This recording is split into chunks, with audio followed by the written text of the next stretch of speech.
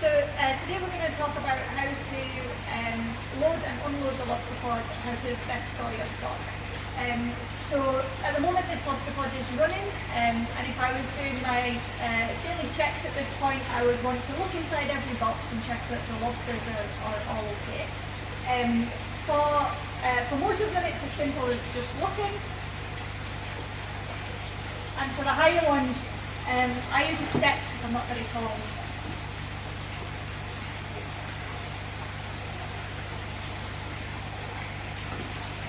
Any lobsters that are having a hard time will tend to flip over, and you'll see the whiter sides of the undersides of their claws, so it's very easy to see quickly if there's an issue. All these lobsters look okay today. If I want to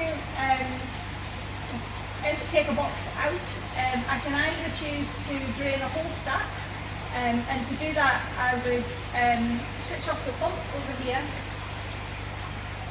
And I'll also make sure that I switch off the UV at the same time. So anytime the pump goes off, you switch off the UV so that it doesn't run dry. And then I can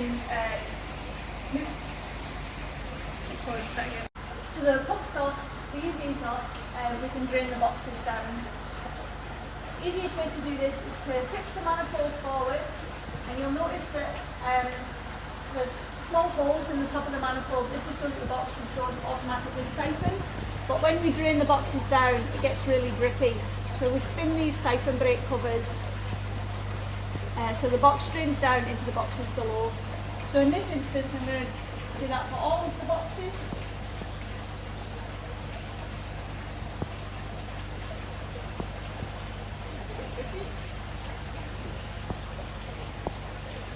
And these manifolds will dictate the water level inside the trays.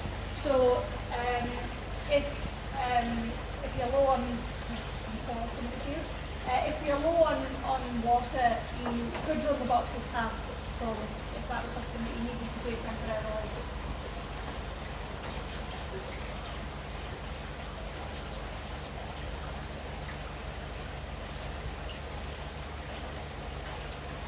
So I would now leave this for a few minutes, maybe 10-15 minutes, while it drains down, and then we can check the stock.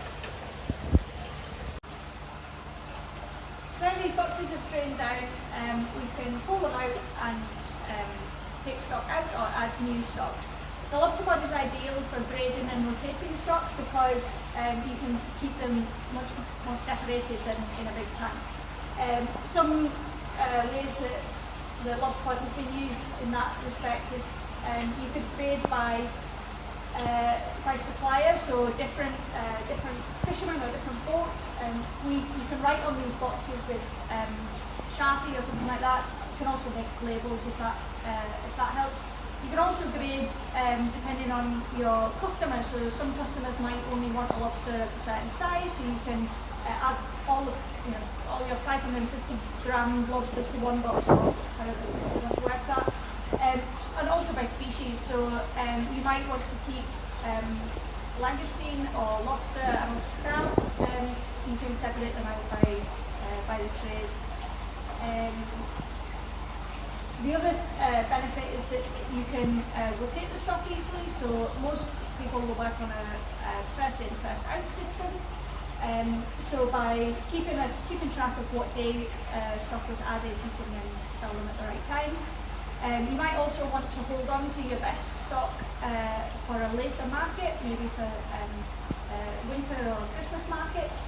And by keeping track of that, then you can give full traceability to your customers.